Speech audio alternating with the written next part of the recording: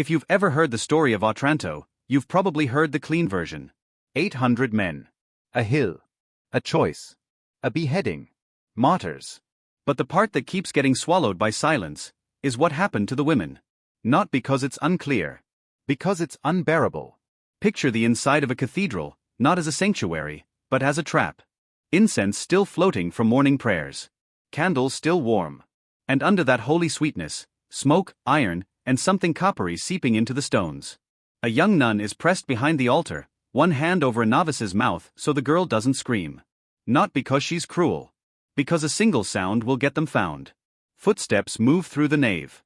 Slow. Organized. Not a riot. A process. And through a crack, she watches soldiers do something that looks disturbingly familiar. They sort people.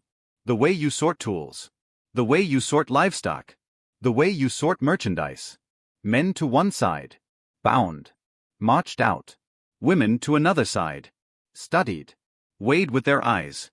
As if the body itself is a price tag. Then a voice cuts through the chaos. Calm. Clear. The archbishop is praying out loud. Hundreds of men answer him, turning fear into one last wall of sound.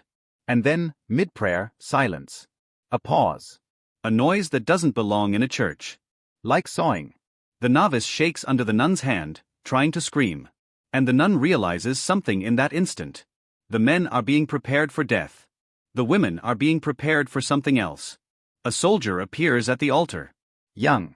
Almost boyish. Not rage on his face. Not mercy. Just calculation. He points, and says two words in broken Italian that change everything. Still young. Hands grab the nun. Her habit tears. The novice is ripped away. They're dragged past bodies the soldiers decided were worthless. Past children too small to bargain with. Past priests who tried to defend the sanctuary and failed. Outside, Otranto is burning in columns you can see for miles. And as they're hauled toward the harbor, toward ships, she hears the words the soldiers keep repeating to each other. Not enemy. Not prisoner. But prize. Because what's coming next isn't just conquest. It's commerce. And the moment you understand that, you'll understand why this story was never meant to be told out loud. Here's the detail that makes your stomach drop. The killing wasn't the plan for everyone. The plan was sorting. 15 days. That's how long Otranto held out. Stone walls against cannons, prayers against math. Because the numbers were obscene. A small port city. A few hundred defenders. And an Ottoman force big enough to turn hope into a joke. By the time the walls broke, the city was already exhausted. Hungry. Smoke-choked. Listening to offers that weren't really offers. Surrender and convert. Or watch what happens when you don't. Inside the convent of Santa Maria del Carmine, the sisters had been praying like the prayers could thicken into armor. Rosary after rosary. Mass after mass. Their Mother Superior, old steady, kept saying, "Fear is natural but faith is stronger." Then the gate started to shake. You can tell yourself you're ready for martyrdom. Right up until you hear a door splinter under a boot. Right up until you hear men laughing in a language you don't understand. Right up until you realize nobody is coming to negotiate.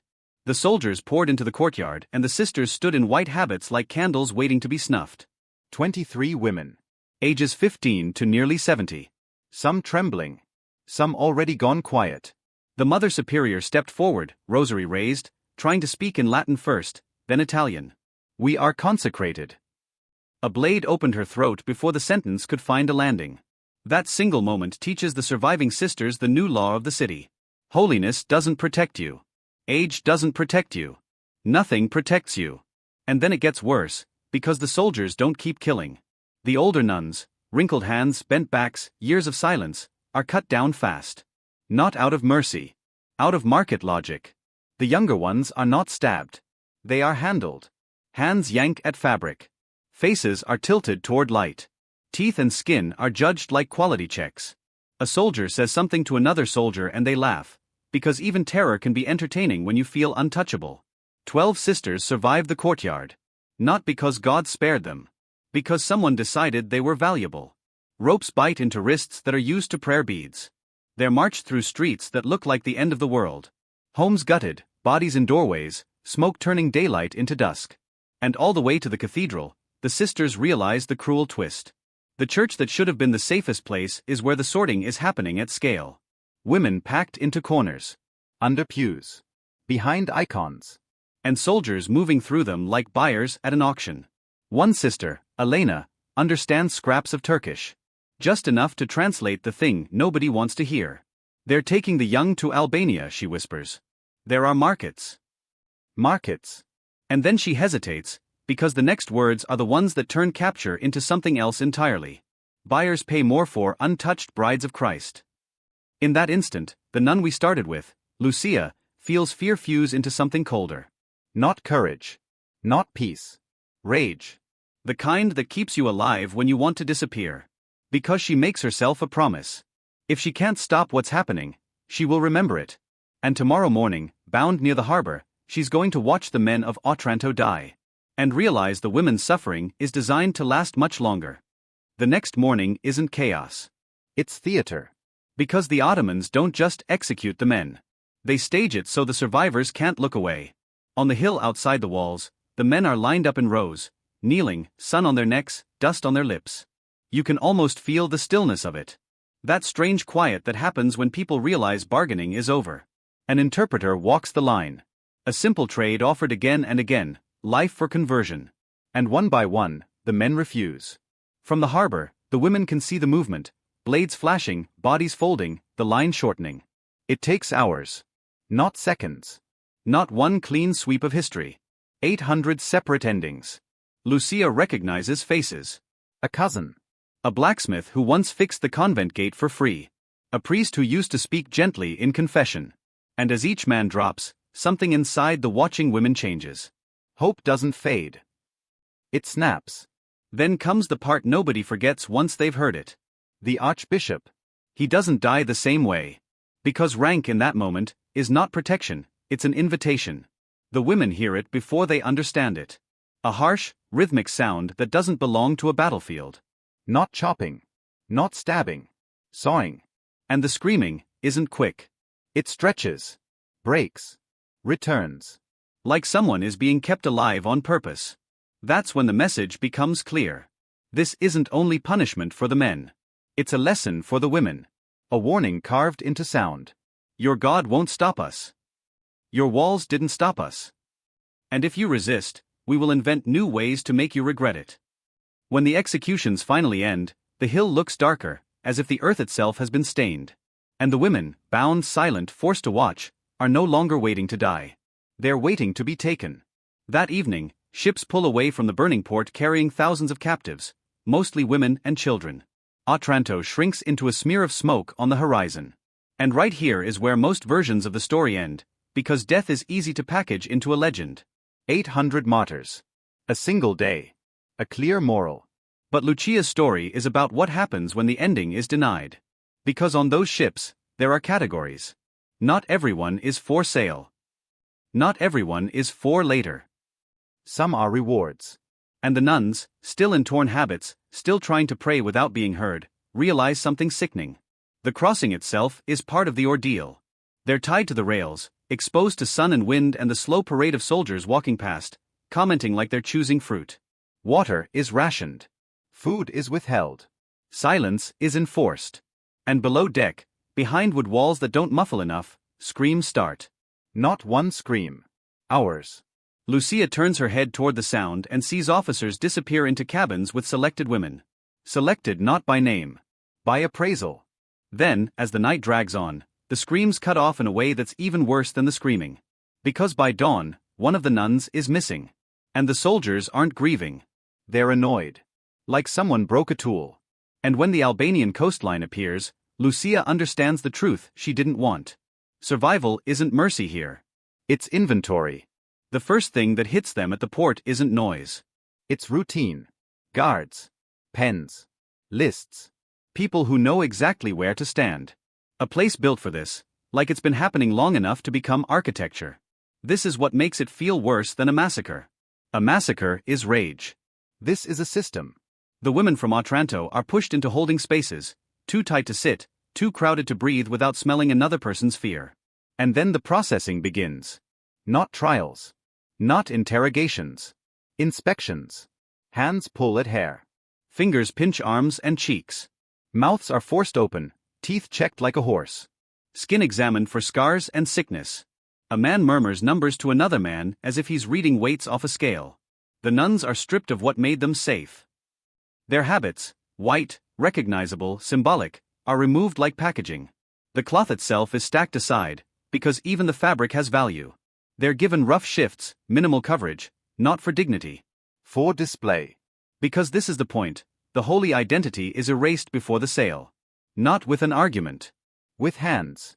Lucia watches women try to keep their eyes fixed on the ground, as if refusing to be seen might protect them.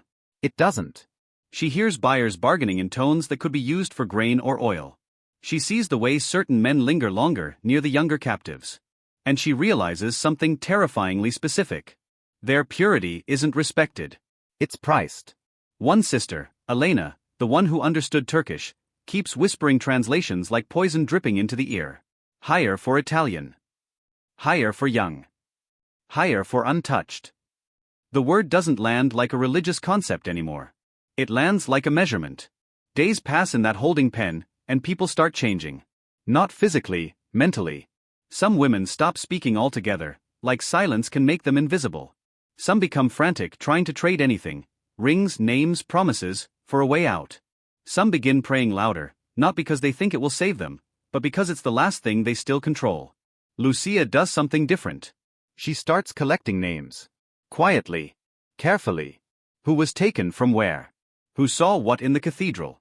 Who watched the hill? Who lost a child in the streets? Because she understands a brutal truth: if she doesn't remember, no one will. And if no one remembers, this becomes a story that powerful people can edit. Then comes auction day. They're marched out in groups like batches. A platform. A crowd.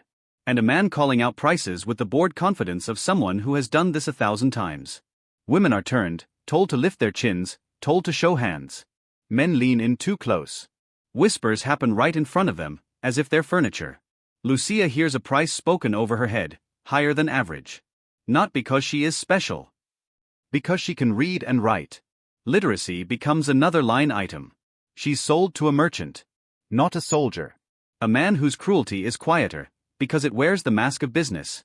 He tells her in Italian, almost casually. You'll work in my household. You'll obey. You won't be touched while you're mine. It sounds like mercy until you hear the rest hidden inside it. While you're mine.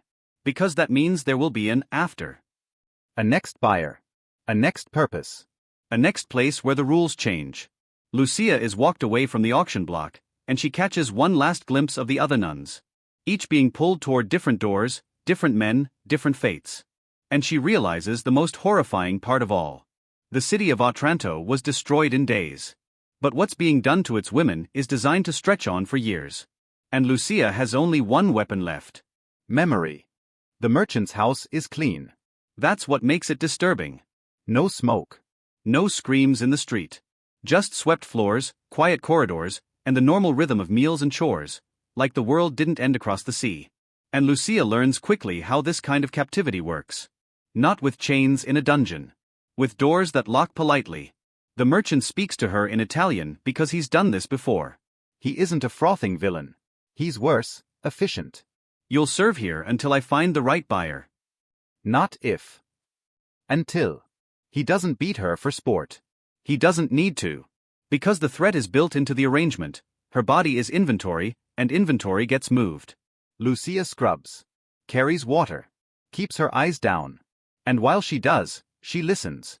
Merchants talk in front of servants the way people talk in front of furniture. Routes. Ports. Prices. Which markets are stable.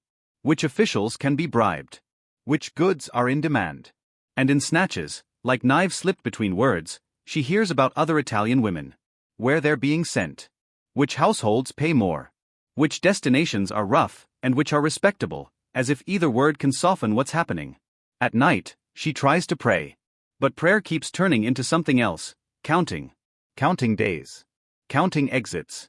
Counting weaknesses. Because the merchant's wife watches her too. Not with compassion. With suspicion. A foreign woman in the house is a spark near dry straw. And Lucia realizes there are dangers here that have nothing to do with soldiers. Jealousy, rumor, punishment disguised as discipline. Still, she survives. Not because it's bearable, because she refuses to vanish. And in that refusal, she starts doing what she promised herself in the holding pen. She gathers testimony. Anytime a new captive passes through the merchant's hands, Lucia finds a moment, by the water jar in the kitchen, in a corridor where guards don't linger. A name. A hometown. A detail. What happened in the cathedral? What did you see on the road? Who took your daughter? Some women can't talk. They shake and stare. Others speak in rushed bursts, like words will explode if they don't get out. Lucia stores every story in the same place she stores her own pain, behind her teeth. She doesn't write. She can't. She memorizes. Then history hands her an opening, and it arrives the way openings always arrive, not as rescue but as chaos. A major death. A shift in power. The kind of news that makes grown men in business start whispering like frightened boys. The Sultan is gone. Succession struggle. Instability. Disrupted shipping. Merchants who once acted confident begin liquidating what they can before the ground shifts under them. And suddenly, Lucia notices something she hasn't noticed in months. The merchant is nervous. He begins selling faster. Cheaper. Not because he's kind, because he's afraid of losing profit. That's when a new buyer appears. Not Ottoman. Not Muslim. A Greek merchant. An Orthodox Christian. Lucia doesn't celebrate. Not yet. Because Christian doesn't automatically mean safe. It just means the rules might be different enough to exploit. In her first week in the new household, she finds a chapel. A small space. Icons. Candles. The shape of faith still intact. And Lucia makes a choice that could get her killed if she's wrong. She tells the merchant's wife the truth. I was taken at Otranto. I have testimony. Names. Details. What happened to the nuns? What happened on the ships? What happened in the markets? The wife's face changes, not into pity, but recognition. Like Lucia just said a word that hits an old wound. And then Lucia says the sentence that turns a captive into a threat. Help me reach Venice, and I will make sure the world cannot pretend this didn't happen. The woman doesn't answer immediately. Because if she helps, she risks everything. And if she refuses, Lucia's story dies in a house that looks clean from the outside. The candlelight flickers in the chapel, and Lucia waits. Knowing the next words will decide whether she stays property, or becomes witness. The wife finally whispers, "If I help you, they'll kill us." And Lucia answers with the calm of someone who has already watched the worst thing happen. Then they'll have to do it knowing the truth escaped first. That's the trade. Not safety for freedom. Risk for a chance. The escape doesn't look like a movie. No heroic sprint to a ship. It's paperwork. Bribes. Timing. A life moved through cracks in the empire. For weeks Lucia is hidden like contraband, under sacks, behind curtains, inside a borrowed dress that doesn't fit her body or her past. At every checkpoint she keeps her face blank, because fear is recognizable in any language. One wrong glance. One soldier too curious. One official wanting an extra coin. And it's over. On a cramped ship heading west, she hears sailors gossip about Otranto like it's already turning into legend. The 800 martyrs, they say. The hill. Even now, the story wants to end with men and beheadings, neat and commemorative. Lucia grips the edge of a crate and realizes she has to fight the story itself. Because if she reaches Venice and only repeats the acceptable part, nothing changes. The women stay erased. The nuns stay unnamed. The system stays invisible. When she finally arrives in Venice, she expects relief. Instead she meets another wall, disbelief. Refugees come every day. Everyone has a horror story. Everyone wants the city's attention, money, protection.